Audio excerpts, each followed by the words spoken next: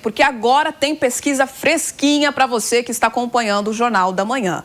É o levantamento da Genial Quest, a presidência da República, mostra que Lula lidera em todos os cenários de primeiro e segundo turnos, mas a vantagem para Flávio Bolsonaro diminuiu em relação aos levantamentos anteriores. Vamos trazer aqui a pesquisa então no telão? Joga pra gente. Intenção de votos para presidente no primeiro turno. Lula aparece com 35% das intenções de voto. Flávio Bolsonaro já vem na cola com 29%. Se a gente levar em consideração a margem de erro, Lula cairia ali para em torno de 33% e Flávio Bolsonaro subiria para 31%, mantendo essa divisão quase que de 50 a 50 e alimentando a polarização aqui no país. Ratinho Júnior, candidato do PSD, aparece com 8%. A gente lembra que Ratinho Júnior ainda não foi apontado como o candidato à presidência da República, mas há, obviamente, alguns movimentos dentro do partido de Gilberto Kassab. Romeu Zema do Novo com 4%, Aldo Rebelo do Democracia Cristã 1% e o Renan Santos do recém-criado Partido Missão 1%. Aqueles que estão indecisos chegam a 7% e aí também chama a atenção da quantidade de gente que diz que não votaria, ou votaria branco, anularia o voto. 15%, número relevante diante do cenário que temos aqui. Nós temos um outro cenário aqui também apontado nessa pesquisa da Genial Quest, que mostra a pesquisa espontânea. E olha o que dispara dessa vez, Evandro Cini, os indecisos. 65% dos eleitores entrevistados não saberiam em quem votar na pesquisa espontânea. Isso ocorre porque justamente nesse tipo de levantamento não é apresentado o nome de ninguém ao eleitor. Ele precisa puxar da memória, estar conectado às informações políticas, ao processo eleitoral, para apontar quem seria o candidato dele. Então, sem nomes divulgados, 65% dos entrevistados não pensam em ninguém para votar na presidência da República. Já aqueles que preferem o atual presidente, Lula do PT, chegam a 19%, Flávio Bolsonaro do PL é lembrado e apontado por 10% dos entrevistados. Outros candidatos, as pessoas que citaram que votariam em outras pessoas, chegam a 4% e 2% dos entrevistados chegam a citar o nome do ex-presidente Jair Bolsonaro, do PL, que não pode e também não é pré-candidato, já que cumpre pena em regime fechado. Vamos com Lucas Merreiro e Henrique Kriegner, que estão conosco aqui hoje no Jornal da Manhã. Ô Henrique Kriegner, bem-vindo, bom dia, que bom compartilhar essa tela contigo. Queria saber como é que você avalia essa quantidade de indecisos que chegam a 65% na pesquisa espontânea e são esses indecisos que podem ditar os rumos das eleições de 2026. Bom dia, Evandro. Bom dia, Bia. Bom dia, Lucas e todos que nos acompanham aqui no Jornal da Manhã. Realmente é um número bastante impressionante, mas nós precisamos lembrar, tem muito tempo ainda para as eleições, apesar de muitas decisões estarem sendo tomadas, e tem também Copa do Mundo, outros eventos aí que estão ficando na prioridade do brasileiro. Agora, não me parece que o brasileiro está indeciso a respeito do seu posicionamento. Talvez esteja indeciso em relação a qual é o nome que melhor representa o seu posicionamento. Mas o seu posicionamento já está bastante definido, seja ele em oposição ao governo federal, seja ele em oposição ao governo Bolsonaro, ao ex-presidente Bolsonaro. Esses do meio, eles vão tentar entender quem é que representa melhor os interesses aí do centro.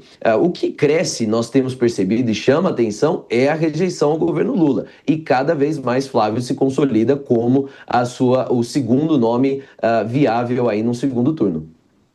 Lucas Merreiro, o que chama atenção nesse levantamento, nesse primeiro extrato que a gente trouxe aqui da Genial Quest, é justamente a posição do eleitor, como ela muda na pesquisa espontânea para a pesquisa ali provocada, em que os nomes são colocados ao eleitor, a pesquisa estimulada.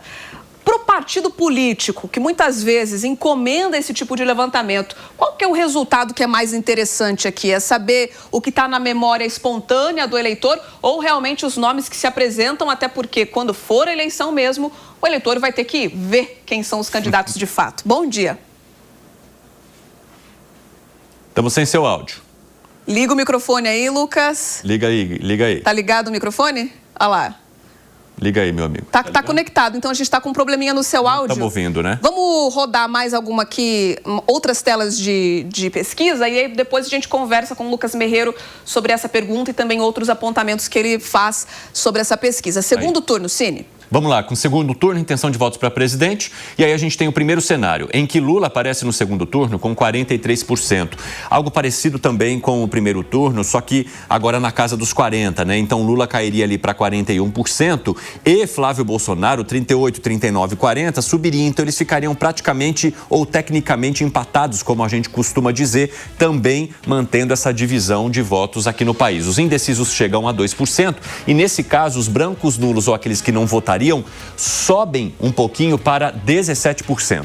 Lembrando que a pesquisa de cenário, ela sempre é estimulada, porque os nomes são colocados propositalmente para temperar, né, avaliar o nome desses candidatos. Nós temos uma outra possibilidade aqui de segundo turno, em que Lula foi colocado em embate contra o governador do Paraná, Ratinho Júnior. Interessante. Nesse cenário, Lula, do PT, o atual presidente, chega a 43% das intenções de voto num possível segundo turno, contra Ratinho Júnior, do PSD, que pontua 35,0%, ou seja, 35% redondo aqui na taxa percentual.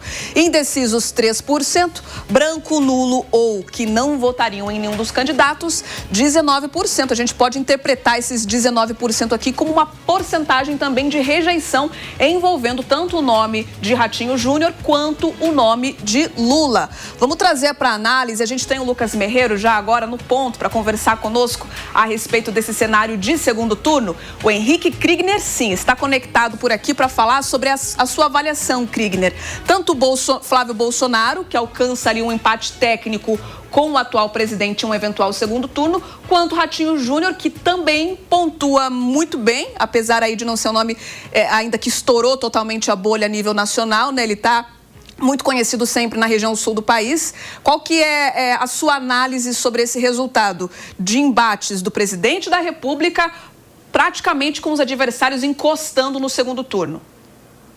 Realmente, Bia, é uma questão aí de desafio para o presidente Lula. Mas eu queria trazer atenção também para essa consolidação do nome do Ratinho Júnior como sendo essa terceira opção, né, do governador Ratinho Júnior. Justamente porque existiam ali, todos agora fazem parte do mesmo partido, Ratinho Júnior, Ronaldo Caiado, também o próprio Eduardo Leite, 3 governadores de peso, de bastante expressão nacional, que têm o desafio de furar sua bolha, como você mencionou, mas que já tem aí, né, uma projeção no cenário nacional. Nas últimas pesquisas, dentre esses 3 nomes, o nome de Ratinho Júnior aparece com muito mais força. Por isso ele tem se consolidado como essa terceira opção e possivelmente o indicado de Gilberto Kassab, o indicado do PSD, para ser aí realmente o líder aí e levar a cabo essa candidatura. Resta saber se nos próximos meses nós vamos conseguir ver uma recuperação por parte do presidente Lula, e aqui eu não falo com otimismo nenhum, mas realmente uma recuperação por conta das definições econômicas que devem acontecer na Câmara dos Deputados nos próximos meses. Nós temos acordos internacionais, temos algumas outras medidas que tendem a influenciar aí a postura do eleitor na decisão ou não da manutenção do governo do PT. Vamos ver como é que vai ficar. Kriegner, o levantamento foi encomendado pela Genial Investimentos e ouviu 2.004 pessoas entre os dias 5 e 9 de fevereiro. Margem de erro, 2 pontos percentuais para mais ou para menos, e o nível de confiança é de 95%. No Tribunal Superior Eleitoral, essa pesquisa tem o registro BR 00249 de 2026.